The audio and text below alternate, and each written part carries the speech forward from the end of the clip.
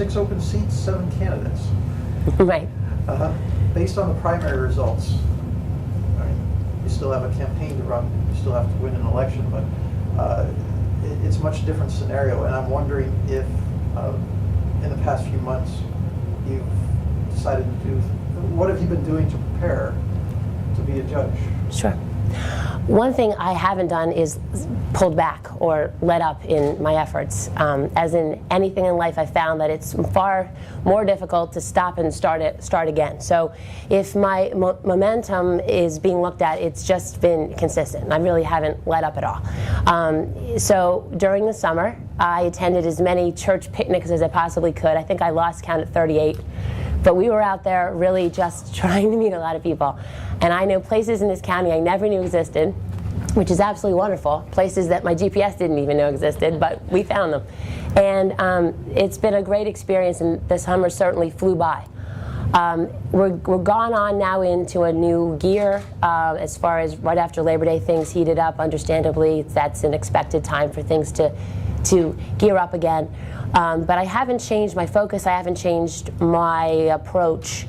I'm certainly thankful by the fact that I received a double nomination. I was overwhelmed by that support. I'm absolutely overwhelmed, and very, very thankful. However, I'm not taking a thing for granted.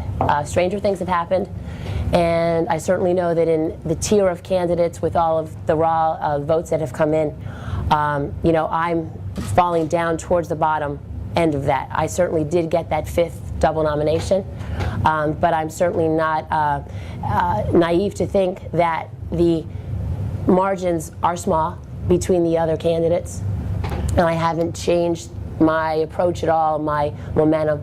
I'm still going to wage a full campaign. Given the emphasis on the campaign, I mean, do you change your thinking about, well, it's likely I'm going to have that job, so I'm talking to judges, I'm talking to former judges? Have you taken that opportunity, reading more things that would help you prepare? I have frankly always talked to judges and former judges, even when I had initially declared my candidacy. I think that was incumbent upon me to do that, to find out what the job entailed and what would be lying ahead of me. So that's something that I've done and continue to do. Whenever I have an opportunity to talk to a former judge or talk to a judge or frankly sit in on proceedings, I take that opportunity. Of course, I'm juggling that with my own private practice, so sometimes I don't get the opportunity as much as I'd like to. But when I do have the opportunity to, you know, partake of anything that would benefit me, should November 8th prove to be successful, I take it. If elected, you won't be the only new person in 2012. We're also talking about the Luzerne County Council. The possibility of a lot of new people coming in there with some ideas about how that branch of government should interact with the judicial branch of government. So right. I'm going to ask you a couple home rule questions. One sure. being, there are those people who are wondering whether you would support efforts to include the judiciary workforce within the ethics and personnel codes of the home rule charter. Okay. I'm not dodging the question. The practical matter is that the staff is governed by 2 separate bodies. So I don't mean to dodge the question. Do I think that someone that is employed by the, quote, judicial branch should be held to the same ethical standards as that of the county? Absolutely. There's no question there. We're all under the same dome, on the same team, there for the same purpose. So should they be held to the same standards? Yes. Can they be? I think is the actual practical question. And along the same lines, there have been cases in the past where there was friction in terms of spending within the judiciary. The county leaders came down particularly hard on the judiciary in the past to try to rein in costs. Would you be willing, if elected, to share clerks and tip staffs with other judges? Do you think that's practical? Sure. Yeah, I would definitely like to share them. I think that each and every judge needs a tip staff. All right, this concept of not having a tip staff to me doesn't make practical sense. You need a tip staff to run an organized and efficient courtroom. Do I think that it makes sense that if budgetary constraints would indicate that we need to share the tip staff? Absolutely. Sure. There are down times when maybe a tip staff could be utilized at another courtroom as opposed to being solely assigned to mine. Were you going to ask? No, All the candidates that we talked to for this position talked to us about their experience, their impartiality, their fairness. Are there other qualities aside from those that you think you would bring to the bench that make you a particularly good judge? I think I would be an excellent judge in the sense that I think I have a reputation for being a compassionate person, and I think that that's something that is important. When you survey the roster of candidates, other than one other candidate, I truly am a person that has not spent his or her career on a particular side.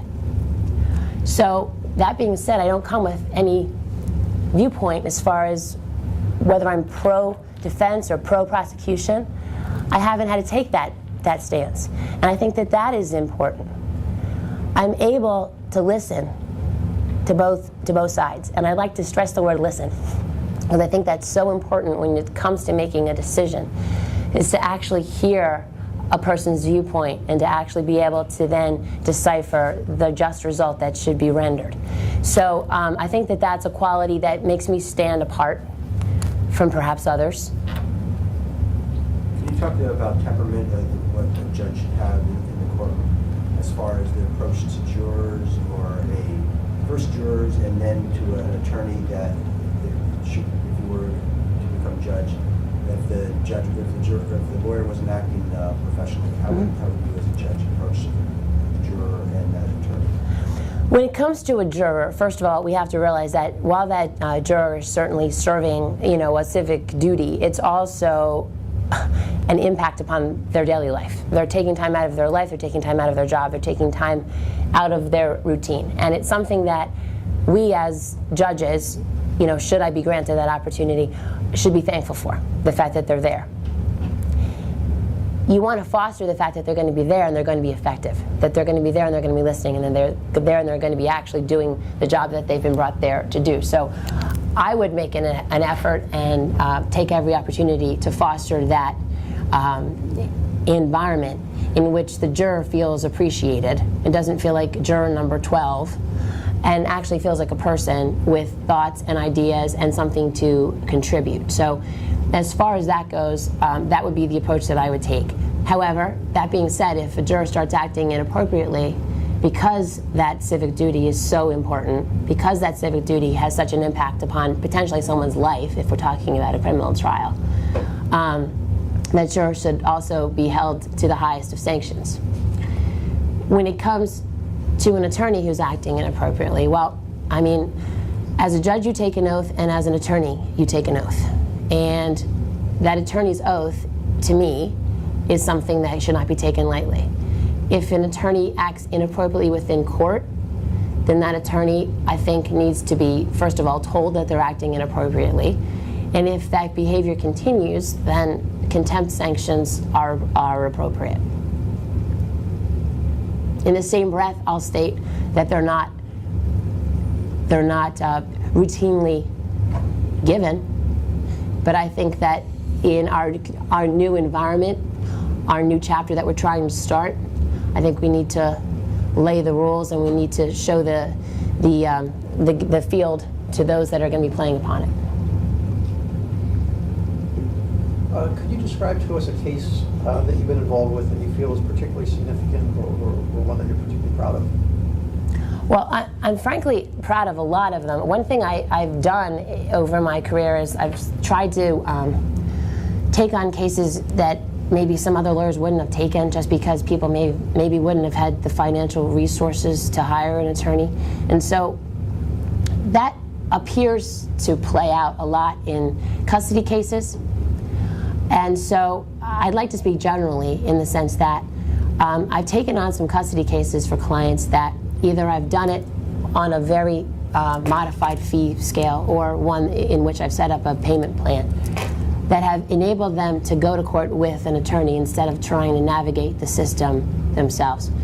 And it's an obvious fact of life that some people come to the judicial system, the court system, with more education than others, and maybe more abilities to navigate the system than others. And so throughout my legal career, I've tried to take on cases in which it's apparent to me that but for the representation of an attorney, these people really wouldn't have the voice that they needed.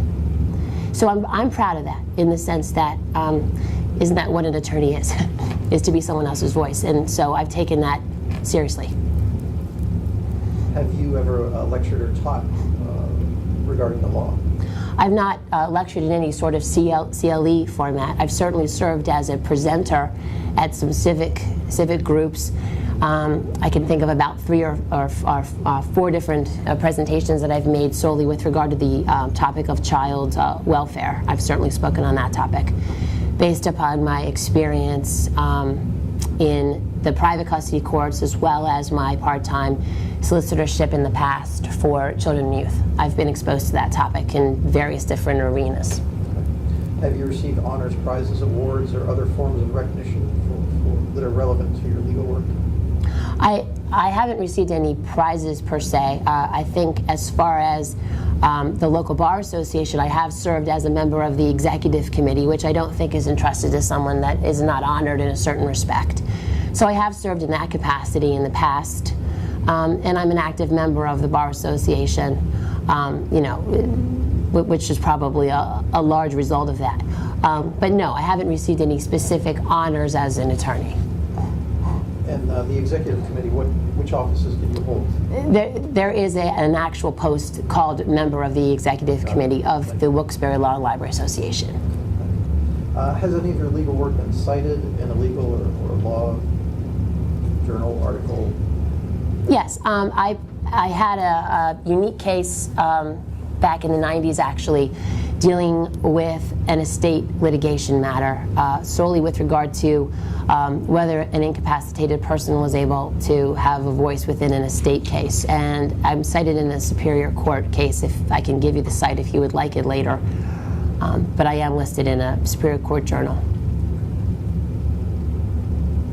And do you currently work, I'm going to ask a lot of questions now about your experience. Do you currently work full-time in the practice of law? Oh yes, yeah. I have my full-time law office. Approximately how many hours a week are you devoting on average when you're not campaigning? Right, well, when I'm not campaigning. Well, as I was saying earlier, prior to being taped, one thing I definitely try and dedicate is my all to my clients. My clients didn't ask me to run for judge. That's what I said, and that's how I feel. So they certainly deserve me during the day to be their attorney and be in the office and be doing lawyerly things throughout the day. The campaign is a secondary approach as far as my daily life. So during the day, I would have to estimate that on an average basis weekly, as far as my job goes now, I'm putting in at least a 50-hour week. And campaigning would be another, 20. It's kind of busy right now. And within the past 5 years, did you appear in court, would you say, regularly, occasionally, or not at all? Regularly.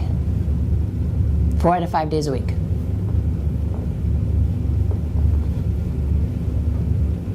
And if you could break it down for us percentage-wise, your litigation, civil versus criminal, again, in the last 5 years. In the last 5 years, I would have to say that the bulk of my practice, probably 70% of it, is made up of domestic relations issues: divorce support, adoption, custody.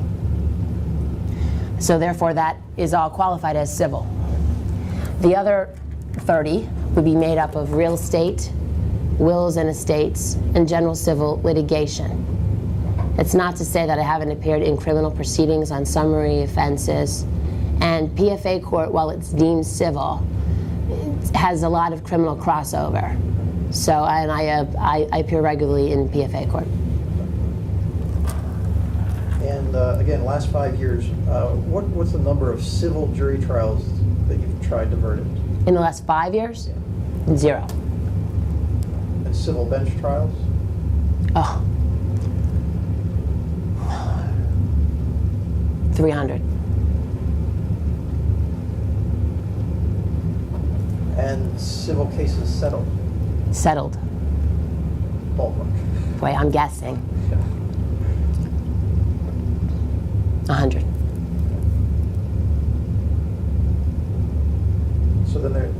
be no criminal jury trials, criminal bench trials, but... That's right. Are there other hearings before a district justice?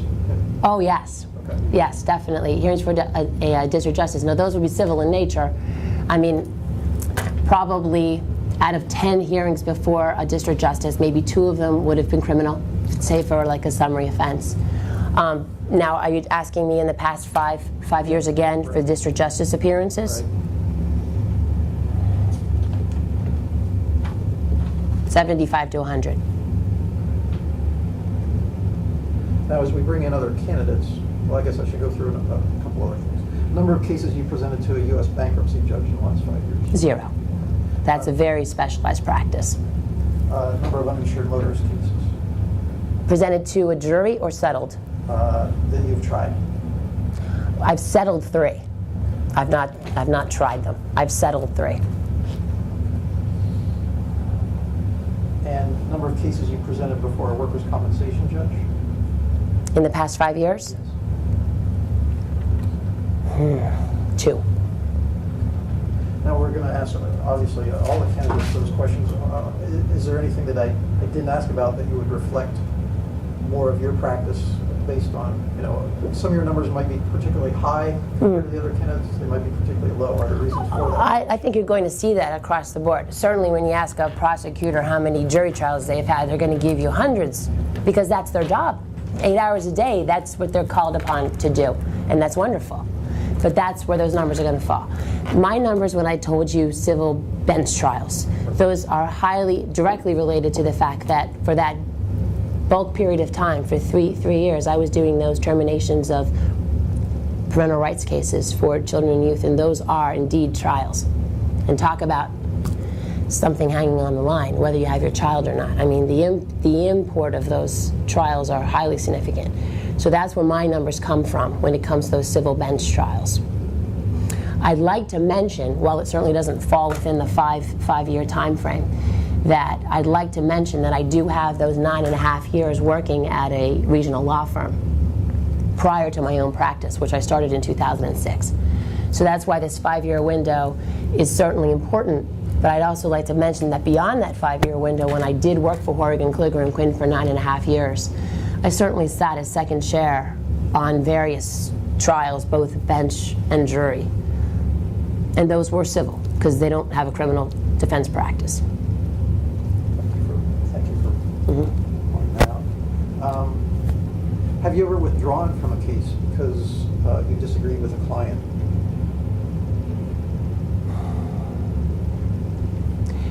If I disagreed, it was mutual. It was that we were seeing things differently as far as the outcome that was expected as to what could legally be rendered. So with that qualification, I would say that I've withdrawn from about 5, with that being the problem. It's just that the expectation for the outcome was not, in my opinion, legally possible. And I should point out these questions we're asking of everyone, so Sure. please don't take any offense. No, not at all. Have you ever been sued by a client? No. Have you ever been sued? Have I ever been sued? No. Oh, qualification? I'm sure it's in the paper. As we sit here today, I'm a named defendant because of my role at Children and Youth in the, I believe it's Tiffany Simmons matter, in which the lawyer for the personal representative of the estate of the child that died blanketly listed every attorney in Children and Youth. So as we sit here today, my name appears in a caption.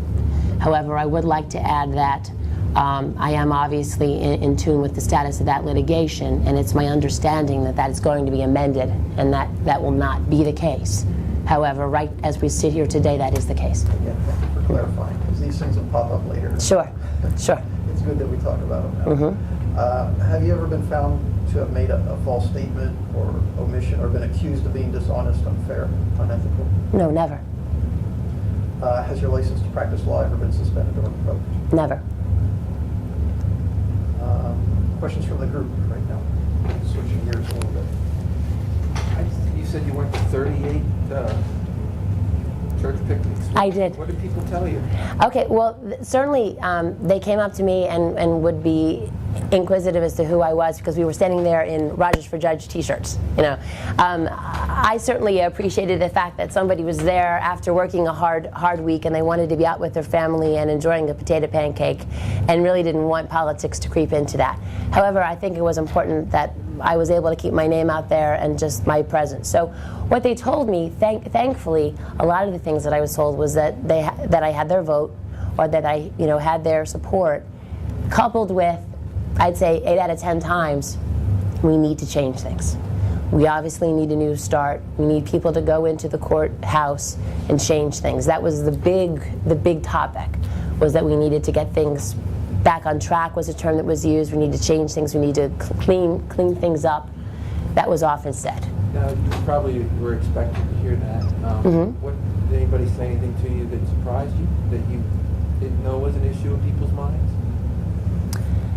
No, I can't say that there was anything new. I think that, more often than not, it was just a repetitive feeling that we needed to change things, which I agree with, obviously.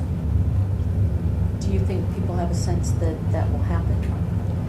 I think people, understandably, are a bit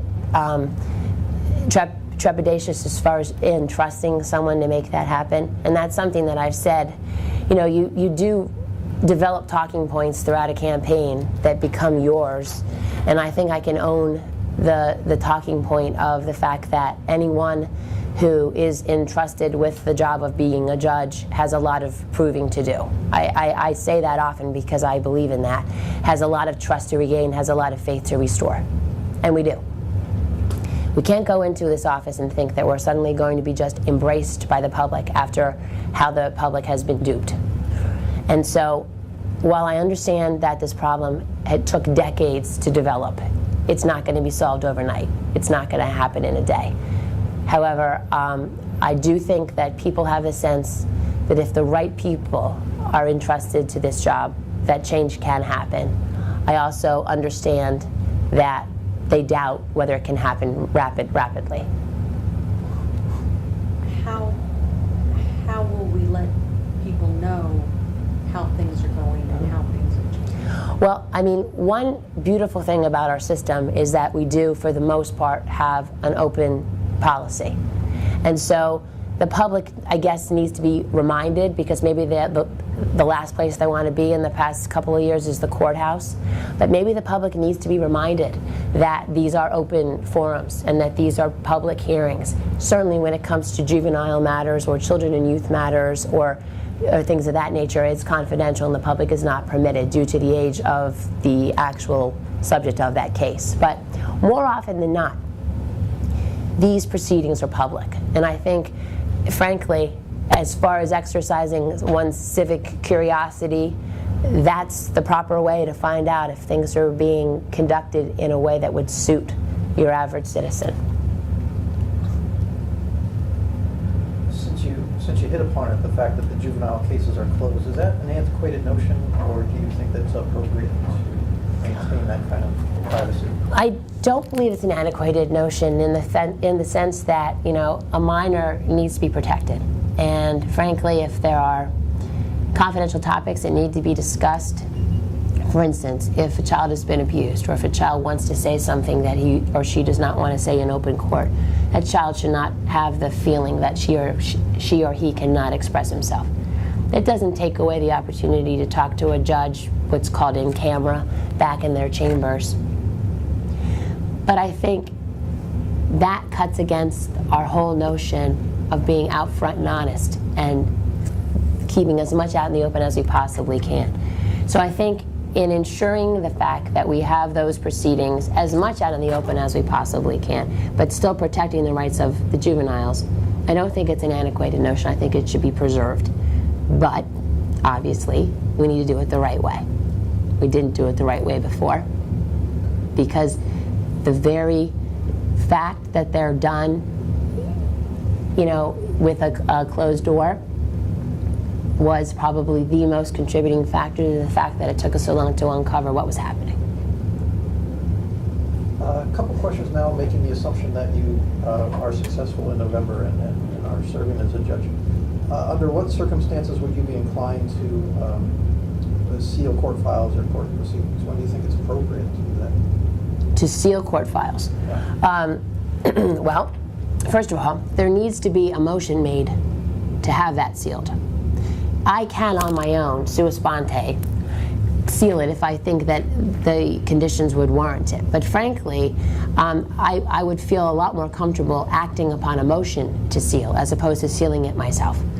And that motion has to include, I should say, the proper elements as to why it should be sealed. Now, I mean, obvious answers would be that if it would include confidential information that would in any way hinder a criminal investigation, details of a confidential nature that would impact upon the life of a minor. Those are all reasons to seal a record. I would have to say that the list is short. Trade secrets? Trade secrets, sure, that's right. We don't want to know Coke's recipe, things like that, that's right. Same line of questioning. If you were in the position, what factors are you considering in granting and setting bail amounts for defendants? What do you believe is among the primary considerations? Well, first of all, their prior record score. Is this their first offense? Is this their 15th? The flight risk, whether they have the means to flee the jurisdiction or not, the gravity of the offense. Those would be the three most significant factors that I would weigh. Do you imagine that the law is always clear for the judge, or is there ever a gray area? I think by its very nature there's a gray area. I think that the guidelines are guidelines. I think as far as specifically speaking with regard to sentencing, the guidelines are guidelines.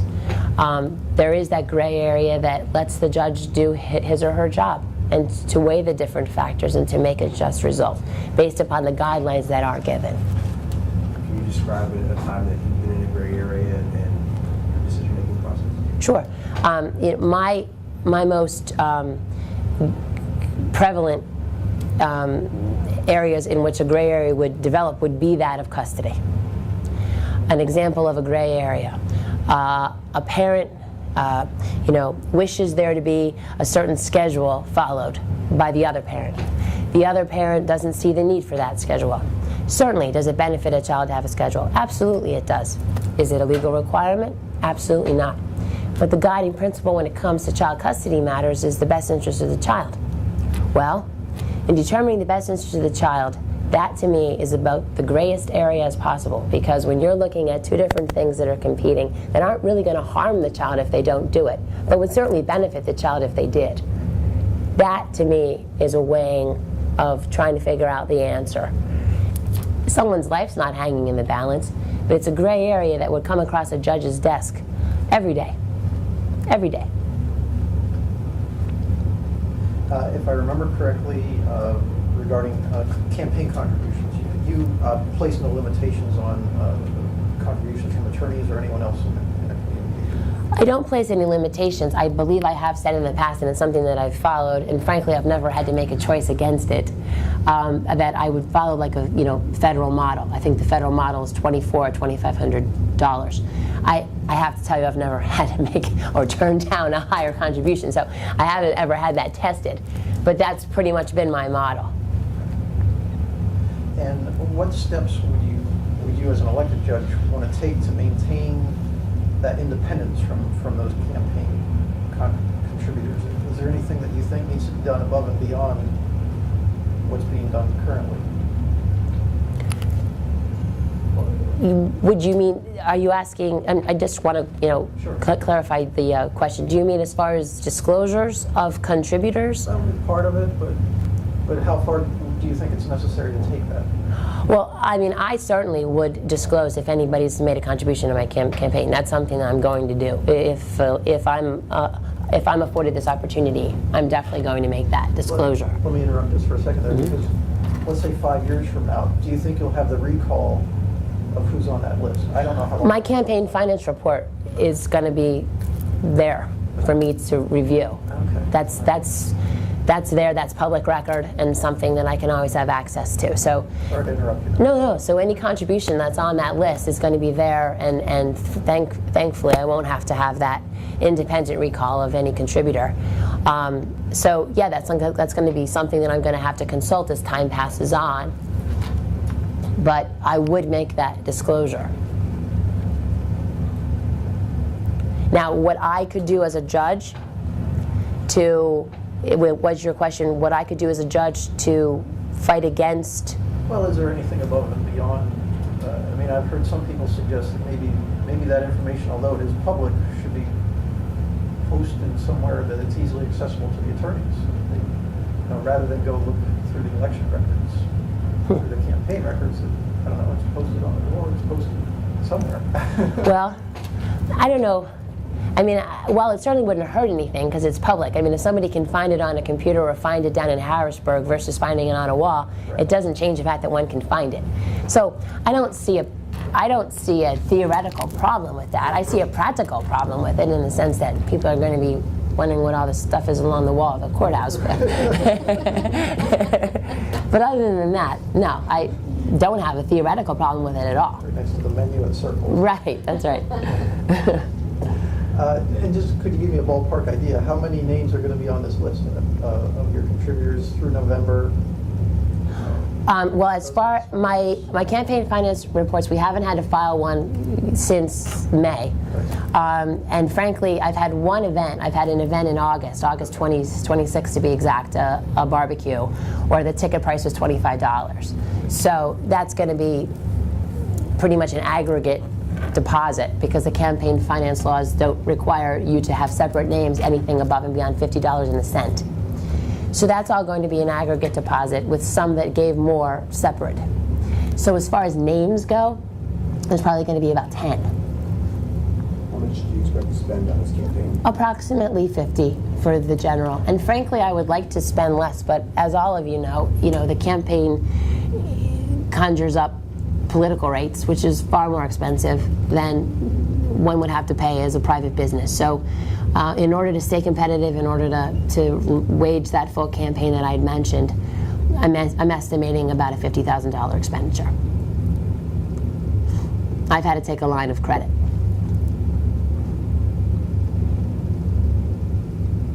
One other question under the scenario that you're in the job, you're doing the job. I understand that recusal is discretionary, but if you refuse to grant a recusal request for some reason, would you be inclined to place a statement on the record explaining the reason? Do you think that's necessary, or? If I would refuse, absolutely. I would place my rationale for refusing to recuse on the record. However, I will say right now that if someone raises a request for recusal that at all, in my mind, has any merit, I'm going to grant it. I'm not going to start a case with a cloud over it when there's 9 other judges. I'll take one of theirs. I mean, it doesn't make sense. Other questions from the group? Is there anything that we didn't ask you about that you particularly want to mention? Anything you want to emphasize? Anything you wished we asked because you had a really good answer? Well, no. I mean, thankfully, we're going into this, with something that I know a lot of us did not project, and that being 5 of the 7 candidates having double nominations. I, for one, never expected that. So I think the election took on a different complexion than what any of us thought it was going to. I don't think it changed anyone's approach. But I also think that we are understandably in a time in our area where the recent flooding has had such a tremendous impact upon the emotions and the psyche of so many residents that I know I speak for myself as a candidate. Sometimes when I'm out there, I know that this is the second most important thing to someone. When somebody's cleaning mud out of their house, the second thing they're thinking about potentially, beyond feeding their family and getting their lives back on track, is this election. This election, though, is highly significant and highly important. And so it's a fine line to walk, knowing how important it is, but also realizing practically the fact that somebody has to fit that very important thing within trying to rebuild their life. And so I think for all of us as candidates, it's going to be an interesting outcome in November to see what effect, if any, this devastation has had upon the election. I know for one I'm not campaigning in flood-affected areas. I'm not. I'm going to non-flood affected areas. And I'm frankly debating whether I even want to have another event. Because asking someone for money right now, I really don't know if I can do that. Whether it's $25 to come to a picnic. So that's something that I personally have been struggling with as far as the role, that has to play within the way that we proceed. When you say it'll be interesting to see the outcome, you're talking about The total number of voters? Voter turnout. The voter turnout. I might venture to say that in flood-affected areas, I wouldn't be surprised if it was less than what it would have been had this sad tragedy not happened. I do hope, though, that people realize that if they are able to vote, that they need to on November 8th, because one thing I have heard, and I should have answered this when you asked me that question about what people are saying at the bazaars. Oftentimes people would say, congratulations. And I'd say, oh gosh, no. No, please, I need your vote November 8th. I need every vote that I got in May. So amongst some people, there's a misconception that it's over for 5 of us, and that's not the case at all. Things can change very, very drastically with a lack of people coming out to vote. So that's one thing I do hope people realize, is that November 8th is just as significant as May 17th was. Thank you very much for having a conversation with us again today. Thank you. Thank you.